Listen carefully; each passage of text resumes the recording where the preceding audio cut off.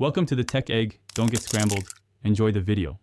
You start by choosing the right charger and ensuring everything is clean. Use the Apple USB-C charger matched to your MacBook Air model. Higher wattage charges faster, but is safe within Apple specs. Once done, visually inspect the cable and port for damage and remove debris with a soft brush. Then plug the charger into a verified working outlet and connect the USB-C plug to the MacBook until it seats securely. You should feel a snug fit. After connecting, confirm charging by checking the battery icon or the percentage rising. Sometimes the menu bar shows a lightning bolt. Next, open System Settings and go to Battery to enable optimized battery charging so the system reduces wear over long plugged periods.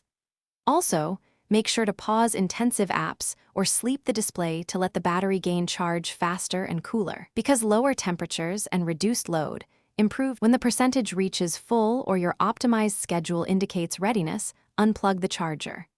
If the MacBook won't charge, first try a different Apple-certified charger and cable and test any other USB-C port.